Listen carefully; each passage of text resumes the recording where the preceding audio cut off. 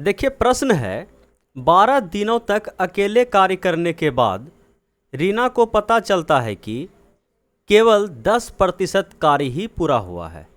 वह प्रिया को नियुक्त करती है जो रीना से 40% अधिक कुशल है। उसके साथ मिलकर शेष कार्य को पूरा करने के लिए कितने दिन और लगेंगे। देखिए 12 दिन तक कार्य किया कौन? रीना। तो कितना कार्य हुआ? बोले कि 10%। ठीक है, 10% का अगर हम फ्रैक्शन वैल्यू देखें तो 1/10, मतलब 1/10 कार्य जो है रीना को करने में 12 दिन लगता है। तो बोला जाए कि रीना अगर पूरे कार्य मतलब एक कार्य को अगर करेगी तो कितना दिन लगेगा? बोलिए भाग में है तो गुना में चल जाएगा, 120 दिन लगेगा एक समूचे कार्य करने में। किसको? रीना को।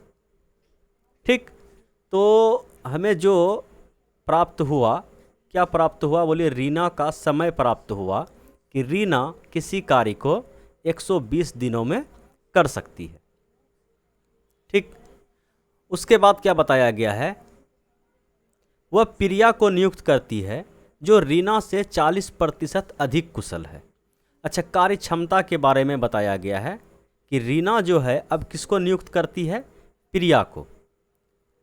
अब कार्य क्षमता के बारे में बताया गया है कि एक रीना है और एक प्रिया है। अगर हम इसका कार्य क्षमता को 100 मान ले तो प्रिया का कार्य क्षमता रीना से 40% अधिक है। इसका मतलब इसका जो कार्य क्षमता है 140 है। तो यहाँ से हम थोड़ा सा कर लेते हैं इसको। बोलिए कि 7 और 5 आ जाएगा कार्य क्षमता का अनुपात। इसका मतलब रीना का जो कार्य क्षमता है वह 5 हो जाएगा और प्रिया का कार्य क्षमता कितना हो जाएगा? बोलिए 7 हो जाएगा।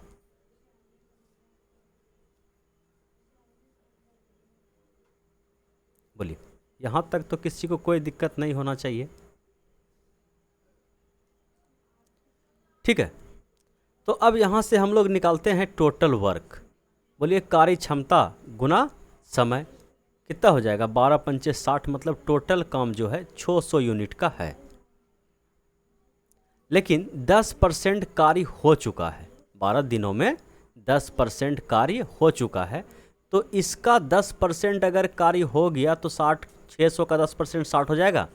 60 घटा देंगे इसमें तो शेष कार्य मेरा कितना बचेगा? बोलिए कि 540 यूनिट मेरा शेष कार्य बचेगा। तो वही पूछा गया है कि अब साथ मिलकर, उनके साथ मिलकर, अब जो है रीना प्रिया के साथ मिलकर कार्य करना शुरू किया तो शेष कार्य को पूरा करने में शेष कार्य मेरा कितना है? 540 यूनिट। तो यही शेष कार्य मतलब 540 यूनिट को करने में कितना रेट से? बोलिए किस क्षमता से काम करेगा? बोलिए एक दिन में अब 7 5 12 यूनिट कार्य होगा। तो 540 यूनिट को करने में कितना समय लगेगा? बोलिए कि बरचौ के 48। ठीक है, 48 और ये हो गया आपका 60। ठीक है, 6 और 0 तो 12 पंचे 60, 45 दिन क्या होगा? इसका सही आंसर होगा। उम्मीद है आपको समझ में आ गया होगा। एक और क्वेश्चन है, इसको भी देख लेते हैं।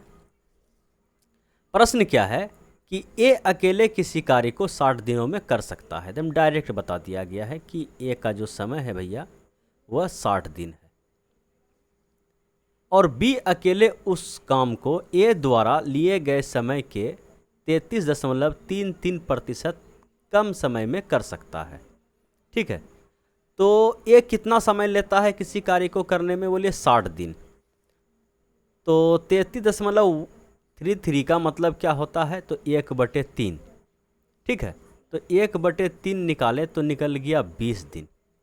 तो यहाँ पे ये हुआ मुद्दा कि इतना समय जो है मतलब 20 दिन जो है ए की तुलना में बी कम लेता है ना, 1/3 कम लेता है। समझ पाए? तो अगर ये 60 दिन में करता है तो उससे 20 दिन ये कम समय में करेगा। इसका मतलब बी जो है उस काम को 40 दिन में करेगा। तो यहाँ से टोटल वर्क कितना आ जाएगा? बोलिए दोनों का लघुत्तम 120 यूनिट। तो कार्य क्षमता कितना आ जाएगा? बोलिए कि इसका 2 और इसका 4 तिया 12। तो पूछा गया है कि बी द्वारा काम को करने में लिया गया समय ज्ञात कीजिए। अगर बी अकेले इस काम को करेगा तो कितना दिन समय लगेगा? 3 के रेट से कार्य करेगा। कार्य है आपका 120 यूनिट, 3 से भाग दीजिएगा तो 4 तिया 12, 40 दिन हो जाएगा इस सवाल का सही जवाब। उम्मीद है आपको समझ में आ गया होगा।